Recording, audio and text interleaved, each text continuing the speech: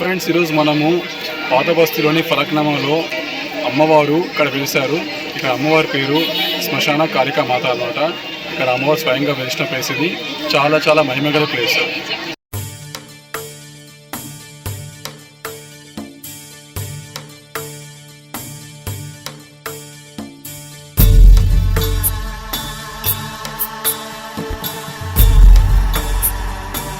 So ఈ యొక్క స్థలంలో ఎంతో పబ్లిక్ అనేది నేను చూసాను. ఈరోజు ఆశ్చర్యపోయాను. నేను యాక్చువల్లీ ఉండేది ఇక్కడ ఓల్డ్ సిటీలోనే, సంతోష్ నగర్లో. బట్ యాక్చువల్లీ ఈ యొక్క గుడికి నేను ఎప్పుడు రాలేదు. సో ఫస్ట్ టైం నేను రావడము.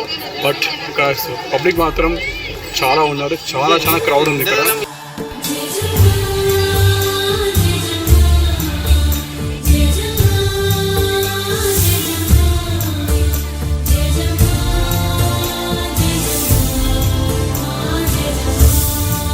సో ఫ్రెండ్స్, టెంపుల్ రూట్ మ్యాప్కి వస్తే నేను యాక్చువల్లీ సంతోష్ నగర్లో ఉంటాను. సో అదేవిధంగా మీరు ఎల్బీ నగర్లో ఉన్నా లేదా కర్మంఘాట్లో ఉన్నా మీరు వచ్చేసి ఎయిర్పోర్ట్ రూట్లో స్ట్రైట్గా రావాలి. అంటే via lucky hotel, OSC hospital, అక్కడ స్ట్రైట్గా వస్తే చంద్రగూడ చౌరస్తా నుంచి ఫస్ట్ రైడ్ తీసుకుంటే మీకు ఇక్కడ ఫలక్నుమా ఫ్లైఓవర్ కనిపిస్తుంది. ఆ ఫ్లైఓవర్ లెఫ్ట్లో మీకు స్ట్రైట్గా లోపల రావాలి. సో ఇక్కడ కొంచెం లోపల రాగానే మీకు ఫలక్నుమా ప్యాలెస్ కనబడుతుంది. సో ఇదనమాట.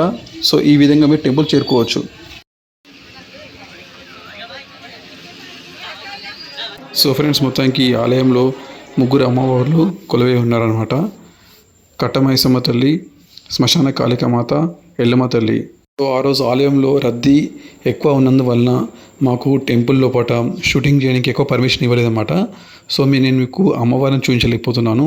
సో ఫ్రెండ్స్, ఈ యొక్క ప్రాచీనమైన ఆలయం ఒక కథ గురించి మాట్లాడుకుంటే ఫస్ట్ ఈ ఆలయంలో కట్టమైసమ్మ తల్లి వెలిసిందంట.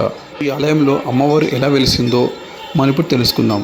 సుమారు 75 సంవత్సరాల క్రితము, ఇప్పుడు ప్రస్తుతం ఈ ఆలయంలో ఉన్న అర్చకుడి యొక్క తాతలు ముత్తాతలు అప్పుడు ఈ ఆలయం పక్కకున్న రైల్వే ట్రాక్స్ దగ్గర గుడిసెలు వేసుకొని ఉండేవాళ్ళు అనమాట.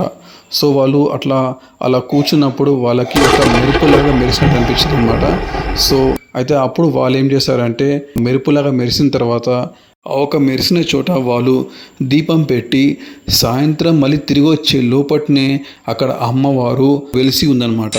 సో అది చూసి వాళ్ళందరూ ఆశ్చర్యపోయి సో అప్పటి నుంచే అక్కడ అమ్మవారికి పూజలు లాంటివి మొదలుపెట్టడం జరిగింది. అప్పుడు మొదలుపెట్టిన పూజలు ఇప్పటి వరకు అదే విధంగా అమ్మవారి ఆశీస్సులతోటి చాలా బాగా జరుగుతున్నాయి అన్నమాట. ఇక్కడ పబ్లిక్ అనేది చాలా నమ్మకంతో అమ్మవారి దగ్గరికి వస్తున్నారు. సో వాళ్ళు ఇక్కడ ముడుపులు కడుతున్నారు. వాళ్ళ మొక్కులు తీరిన తర్వాత వాళ్ళ మొక్కులు చెల్లించుకుంటున్నారు. సో ఇక్కడ ప్రతి ఆదివారం పబ్లిక్ ఇదే విధంగా ఈ యొక్క టెంపుల్కి అనేది వస్తుంటుంది అనమాట. సో ఇక్కడ అమ్మవారి ఆలయంకి చాలామంది ఎన్నో కోరికలతో వస్తుంటారనమాట. సో వాళ్ళ కోరికలు తీరడానికి వాళ్ళు ఇక్కడ ముడుపులు కడతారనమాట.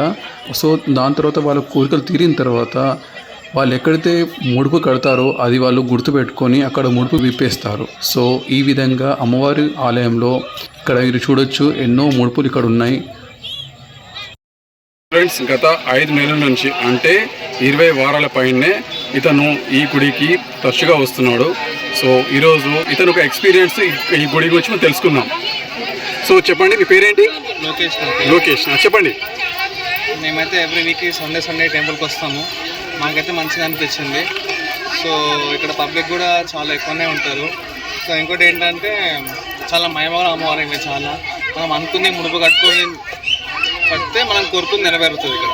సో ఇక్కడ అమ్మవారికి ముడుపులు కట్టి అమ్మవారిని భక్తితోటి శ్రద్ధతోటి అమ్మవారిని కోరికలు కోరితే ఇక్కడ అమ్మవారు ఖచ్చితంగా అందరి కోరికలు ఇక్కడ అమ్మవారు తీరుస్తూనే ఉంటుంది కూడా. సో ఫ్రెండ్స్, ఇదనమాట. సో ఫ్రెండ్స్, ఈరోజు మనము ఫలక్నామాలోని అతి ప్రాచీనమైన ఈ యొక్క ఆలయంని ఈరోజు దర్శించుకున్నాము. అండ్ దాంతోపాటు ఈ యొక్క ఆలయం స్టోరీ కూడా తెలుసుకున్నాము. సో మీరు కూడా ఈ యొక్క ఆలయంకి రండి, అమ్మవారి దర్శనం చేసుకోండి. సో ఫ్రెండ్స్, ఇంకో కొత్త వ్లాగ్ తోటి మళ్ళీ మీ ముందుకు వస్తాం friends. Okay friends, thank you for watching my video. Take care. Bye friends.